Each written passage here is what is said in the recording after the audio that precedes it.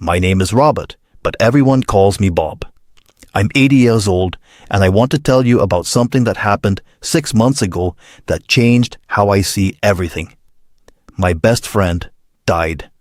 His name was Tom. We'd known each other for 57 years, and when he died, a part of me died with him. But before I get to that, let me tell you how we met. It was 1967. I was 23, working at a printing shop in Chicago. Tom started working there the same week I did. We were both new, both nervous, both trying to figure out how to work these massive printing machines without losing a finger. On our first day, the supervisor put us on the same shift.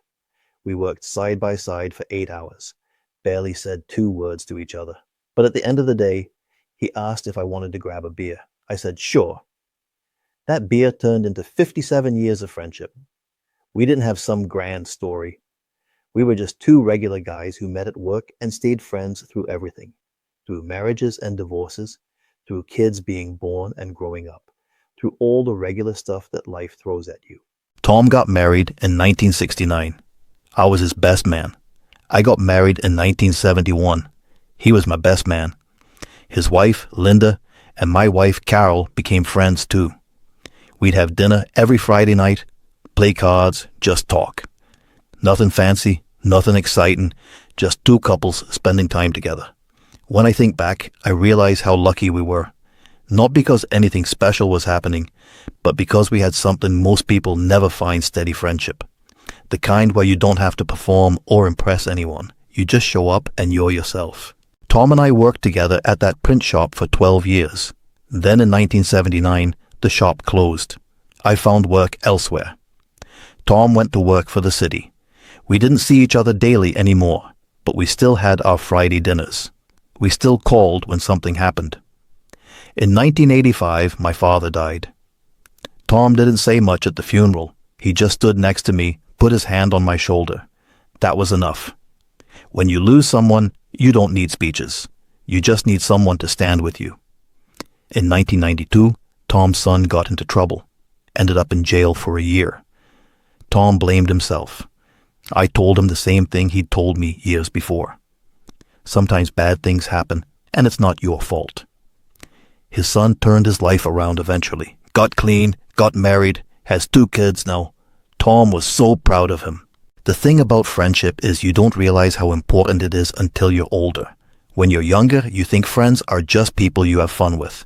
But real friendship is different. Real friendship is showing up when things are hard. It's sitting with someone in silence because there's nothing to say. It's knowing someone so well that you can tell when they're hurting, even when they say they're fine. Tom and I had that after 57 years. We were like brothers. Better than brothers in some ways because we chose each other. In 2008, Carol died. Breast cancer. I was 64 and suddenly alone. My kids had their own lives. Tom was there. Every day for the first month, he came to my house, brought food, sat with me, let me cry, never once tried to fix it or tell me it would get better. He just let me feel what I needed to feel. After Carol died, I went through a dark period, didn't want to leave the house. Tom kept showing up anyway, wouldn't let me isolate myself.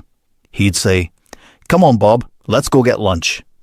And I'd go because I knew he wasn't giving up. Linda died in 2013. Tom called me at 3 avmis in the morning. She'd had a heart attack. By the time the ambulance got there, it was too late. I drove to his house immediately, found him sitting at the kitchen table just staring at nothing. I sat down next to him, and we sat there in silence for hours.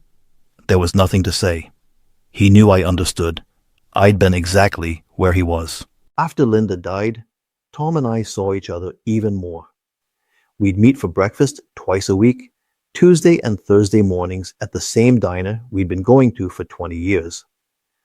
Order the same thing we always ordered, sit in the same booth, talk about nothing important, the weather, the news, how the Cubs were doing. Small talk, but it mattered. It gave us structure. It gave us something to look forward to. As we got older, we started talking more about the past, remembering things we'd done when we were younger, trips we'd taken, mistakes we'd made, people we'd known who were gone now. It wasn't sad. Not really. It was more like we were taking inventory of our lives, making sure we remembered everything before it was too late. Last year, Tom started forgetting things. Little things at first, then it got worse. He'd tell me the same story 3 times in one conversation. His daughter took him to the doctor.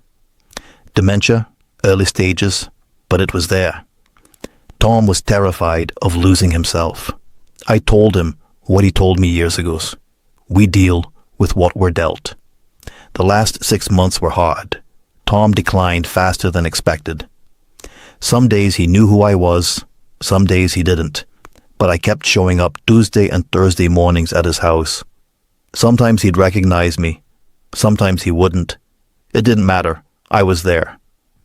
6 months ago, Tom had a stroke.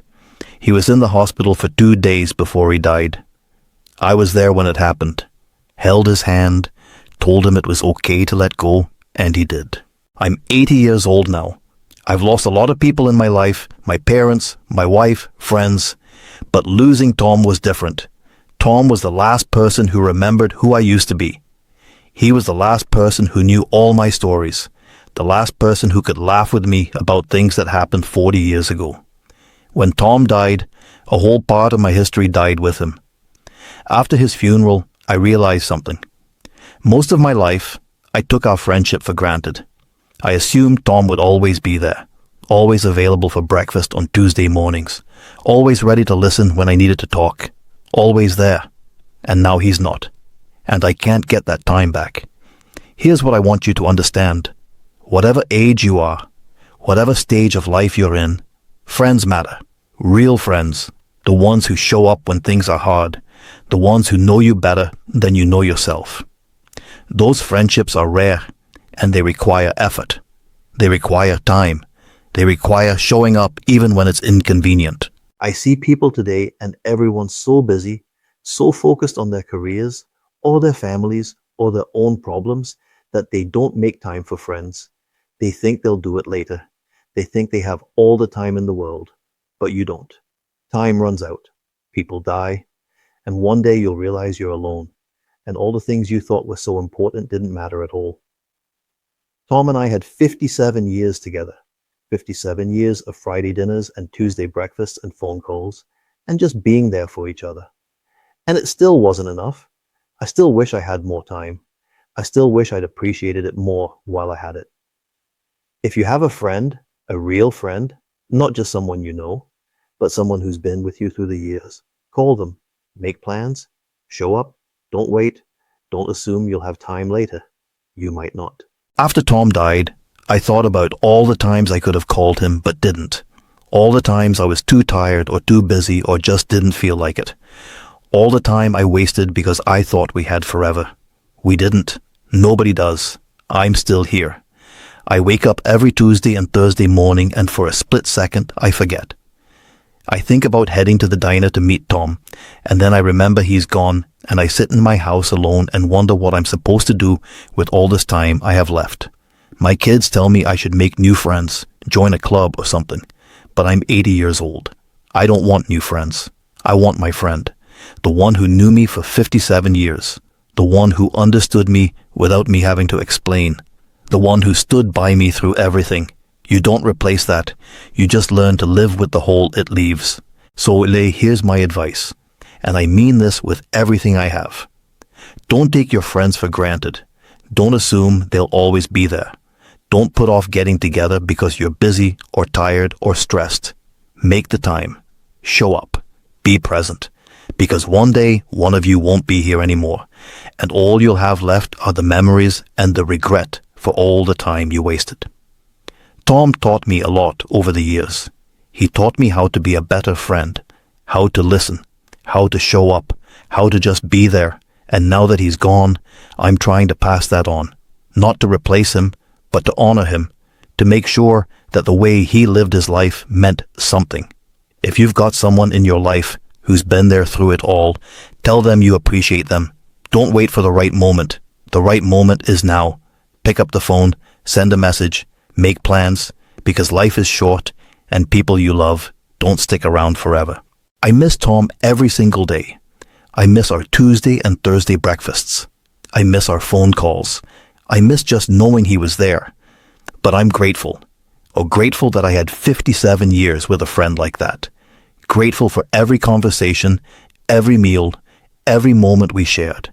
And I'm grateful that I got to be there when he died. That I got to hold his hand and tell him it was okay. That's what real friendship is. Being there in the good times and the bad times. In the mundane, everyday moments and in the final moments. Just being there.